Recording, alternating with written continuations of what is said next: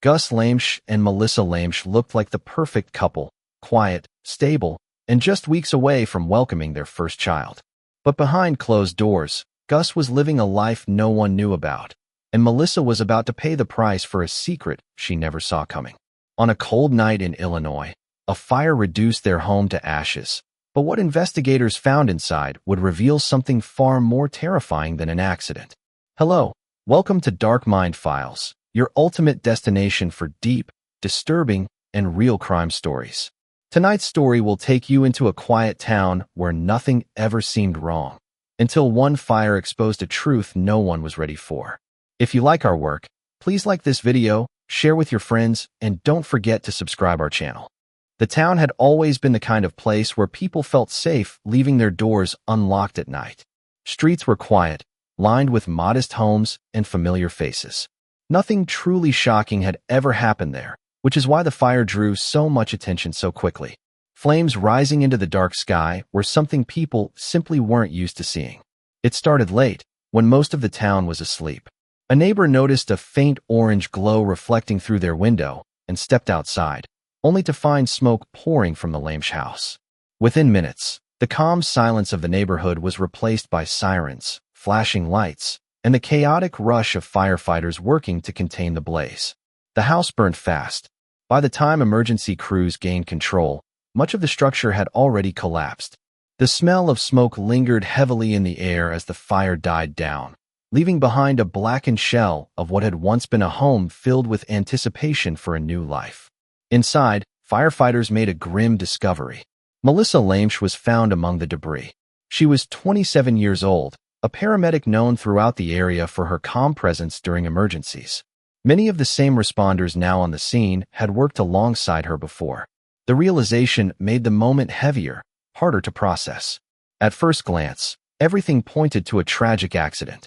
A house fire, late at night, a pregnant woman unable to escape. It seemed like a heartbreaking but straightforward explanation. Early assumptions focused on the kitchen. Fires like this often started there, and investigators initially believed something had gone wrong while cooking. But as the scene was examined more closely, small details began to feel out of place. The kitchen itself showed signs of fire damage, but not in the way expected. The stove burners were turned off. There were no active heat sources that could explain how the fire had started so aggressively. It raised the first quiet doubts among investigators, though no one said much at the time. Melissa's condition added another layer of confusion. Given the intensity of the fire, it was assumed that smoke inhalation had played a major role in her death. But when the medical examination began, something stood out immediately. There was almost no soot in her lungs. That detail changed everything. It suggested that Melissa had not been breathing when the fire spread through the house. In other words, the fire had not killed her. The idea was difficult to accept at first. Fires can destroy evidence, distort timelines, and make it hard to determine exactly what happened. But this detail was clear and impossible to ignore. It pointed to a different sequence of events, one where the fire came after her death, not before. Outside, the town remained in shock. Neighbors gathered in small groups, speaking in hushed tones, trying to make sense of what had happened. Many of them knew Melissa personally. She had helped people on their worst days, arriving in moments of crisis to provide care and reassurance. Now, she was gone under circumstances that no longer seemed accidental. What had started as a tragic fire was beginning to look like something far more disturbing.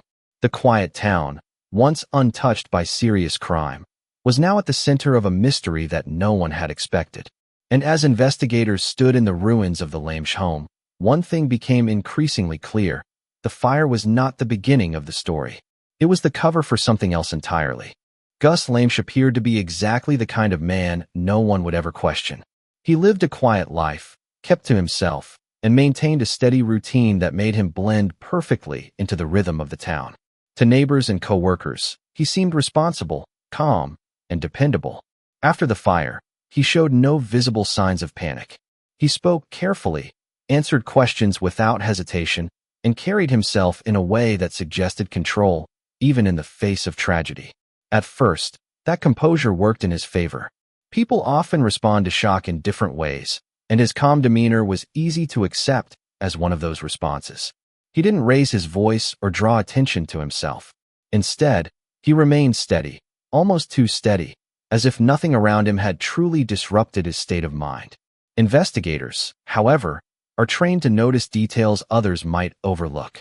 As they began reviewing his background, small inconsistencies started to emerge. His financial records revealed spending habits that didn't match his simple lifestyle. There were transactions that seemed unnecessary and out of place, hinting at activities that were not part of his everyday routine. Nothing obvious at first, but enough to raise quiet suspicion. His phone data told a similar story. There were periods of time where his activity didn't align with his stated whereabouts. Gaps appeared, moments where he seemed to disappear from his normal pattern. These gaps were not easy to explain, and they became more concerning as investigators mapped them against key dates. Meanwhile, Melissa's life painted a completely different picture. Her days were structured around her work and her future. As a paramedic, she spent long hours responding to emergencies, helping people during some of the most difficult moments of their lives. Outside of work, she focused on preparing for the arrival of her son. Everything about her routine was open, consistent, and easy to follow. She had been getting ready for motherhood with quiet determination. There were signs of it everywhere: plans, preparations, and a clear sense of direction. Her life was moving forward. Gus's life, on the other hand, seemed to be moving in two directions at once. The deeper investigators looked, the more they noticed that his actions didn't fully align with the image he presented. His calm behavior after the fire, which once seemed understandable, began to feel unusual. It wasn't just that he wasn't emotional. It was that he appeared untouched. That detail stayed with the investigators. They started to consider the possibility that what they were seeing wasn't strength, but distance, a kind of separation from the reality of what had happened. It suggested that his connection to the situation might not be what it seemed on the surface. As more information came in, the contrast between Gus and Melissa became impossible to ignore. One life was clear, grounded, and focused on the future. The other was layered, inconsistent, and increasingly difficult to understand. It was no longer just about a house fire. It was about uncovering the truth behind a man who had managed to hide parts of his life so carefully that no one around him had noticed. And as investigators continued to dig, the question grew heavier with each new discovery. Who was Gus Lamesh, really? As investigators continued to dig deeper, the pieces of Gus Lamesh's life began to shift into a shape no one had expected. What once looked like small inconsistencies now pointed to something much larger. The man who had seemed quiet and predictable was, in reality, carefully managing a second life that existed completely separate from his marriage. This hidden side was not obvious at first. It revealed itself slowly, through patterns that only made sense when viewed together. Phone records showed repeated contact with a number that did not belong to anyone in his known circle. Location data placed him in areas he had never mentioned.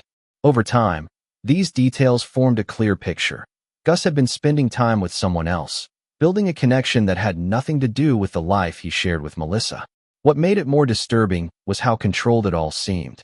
There were no random mistakes, no careless overlaps. He had kept both lives apart with precision, moving between them as if they were completely unrelated. In one world, he was a husband preparing for fatherhood. In the other, he presented himself as someone with no ties, no responsibilities, and no past that could follow him. Maintaining that balance required constant effort. Every message, every movement, every decision had to be calculated. And for a while, it worked. No one around him suspected that anything was wrong. But the situation began to change as Melissa's pregnancy reached its final stage. The approaching birth of their son, Barrett, was not just a personal milestone. It was a moment that would permanently anchor Gus to one life. A child would bring visibility, responsibility, and a level of commitment that could no longer be hidden or divided. The careful separation he had maintained would become impossible to sustain. Investigators began to see this as a turning point. What had once been a manageable secret started to become a problem. The pressure was no longer distant or abstract. It was immediate and unavoidable. The timeline made this clear. As the due date drew closer, the gaps in Gus's behavior became more noticeable. His movements grew more deliberate, his actions more controlled, as if he were preparing for something. At the same time, there was no evidence that Melissa was aware of any of this. Her life continued in a straight line, focused on work and the arrival of her child. She had no reason to question the future she was building. That contrast made the situation even more unsettling. On one side, there was a woman moving forward with trust and certainty. On the other, a man quietly calculating how to deal with a future he no longer wanted. Investigators considered what this meant from a psychological perspective. When someone invests so much effort into maintaining a false reality, the risk of exposure becomes a constant threat. Over time, that threat can grow into something overwhelming, especially when circumstances make it impossible to continue the deception. For Gus, the birth of his child represented exactly that kind of pressure. It was not something he could delay or avoid. It was a fixed moment, rapidly approaching, that would force everything into the open. And according to the evidence, that was a future he had already decided he would not face. The double life he had created was beginning to collapse under its own weight. And instead of choosing to confront it, he began moving toward a solution that would erase the problem entirely. It was no longer just about secrets. It was about what someone is capable of doing to protect them. By the time investigators reached this stage, the case was no longer about uncertainty. It had become a matter of reconstruction, piecing together a sequence of events that had been carefully arranged to look like something else. Every detail was examined, every timeline tested, until a clearer picture began to emerge. The night of the fire became the central focus. At first, Gus Lamesh's account seemed simple. He claimed he had not been present when the fire started and suggested it was a tragic accident that unfolded quickly and without warning. But the more investigators compared his statements to the evidence, the more those claims began to fall apart. Phone records placed him near the house earlier than he admitted. Data showed activity that directly contradicted his version of events. Surveillance footage from nearby streets added another layer, capturing a vehicle matching his at a time he could not explain. These were not small discrepancies. They were clear breaks in the timeline. As the sequence of events was rebuilt, one conclusion became unavoidable. Gus had been there. Forensic analysis inside the house provided even more clarity. Despite the damage caused by the fire, certain details remained intact. There were no signs of forced entry, no evidence that anyone else had been involved. The scene suggested that whatever had happened took place quietly, without interruption. Melissa had not fought back. There were no clear indications of chaos or struggle, which led experts to believe that whatever happened was controlled and deliberate. It pointed toward an act carried out with planning rather than impulse. Then came the most critical detail, the timing of her death. Medical findings confirmed that Melissa had died before the fire began. This single fact changed the entire case. It meant the fire could no longer be seen as the cause, but as something that came after, something intentional. The focus shifted from what the fire did to why it was started. Investigators began to interpret the fire as a staged event. Its purpose was not destruction alone, but misdirection. It was meant to erase traces, to confuse the timeline, and to present a simple explanation that would discourage deeper investigation. At first glance, it almost worked. House fires are chaotic. They destroy evidence, blur details, and make it difficult to determine exact causes. But in this case, small oversights became critical mistakes. The stove burners were turned off, contradicting the idea of a cooking accident. The fire's origin did not align with typical household incidents. And most importantly, Melissa's lungs told a story the flames could not hide. Each of these details, on its own, might have been overlooked. Together, they formed a pattern that was impossible to ignore. As investigators stepped back and looked at the full picture, the plan became clearer. This was not a random act or a sudden decision. It was something that had been considered, prepared, and executed with a specific goal in mind: to create a believable accident, to remove any trace of what had happened before the fire, and ultimately, to close a chapter that Gus no longer wanted to face. But the very thing meant to hide the truth became the reason it was uncovered. The fire, instead of destroying the evidence, highlighted the inconsistencies. It drew attention, invited scrutiny, and forced investigators to look closer than they might have otherwise. In the end, the plan failed not because it was careless, but because it relied on the assumption that destruction would erase everything. By the time the investigation reached its conclusion, the image Gus Lamesh had carefully maintained was no longer believable. What once appeared to be calmness now felt distant and calculated. The small inconsistencies that had raised early suspicion had grown into a clear and undeniable pattern. Piece by piece, the version of him that people trusted began to fall apart. For the town, the shift was difficult to process. Gus had never stood out in a negative way. He wasn't loud, aggressive, or unpredictable. He was quiet, steady, and ordinary, the kind of person people rarely question. That normality was what made everything so unsettling. It forced people to reconsider how well they really knew those around them. As the evidence became impossible to ignore, the focus turned fully toward accountability. The timeline, the forensic findings, and the hidden aspects of his life all pointed in the same direction. There was no longer any room for doubt about what had happened inside that house before the fire. What made the case even more disturbing was the level of control involved. This was not an act driven by chaos or sudden emotion. It was quiet, deliberate, and carried out with the intention of avoiding consequences. The fire had been meant to erase the past and simplify the story into something easier to accept. Instead, it did the opposite. It exposed everything. Melissa's story became the heart of the case. She was more than a victim. She was someone who had dedicated her life to helping others. As a paramedic, she had faced emergencies with calm and strength, often arriving at moments when people needed help the most. Her work reflected who she was: dependable, focused, and compassionate. Outside of that, she was preparing for a new chapter. The final days of her pregnancy were filled with expectation and quiet preparation. The arrival of her son, Barrett, was meant to mark the beginning of something meaningful and lasting. That future was taken away before it could begin. The loss extended beyond one life. It was the loss of a family that never had the chance to exist, of moments that would never happen, and of a future that had been close enough to feel real. For investigators, the case served as a reminder of how easily appearances can be misleading. Gus had not relied on force or fear to hide his actions. He relied on normality. By blending in and avoiding attention, he created a shield that allowed him to operate without suspicion. But that shield did not last. The same details that once protected him eventually became the reason he was exposed. His movements, his decisions, and the careful steps he took all left traces.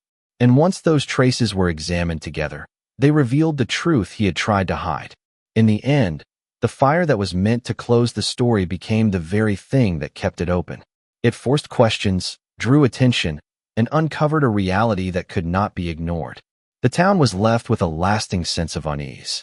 Not just because of what had happened, but because of how it had happened. The idea that someone could live so close, appear so normal, and still carry out something so calculated changed the way people looked at everything around them. Some stories end with clear answers, but leave behind difficult questions. This was one of them.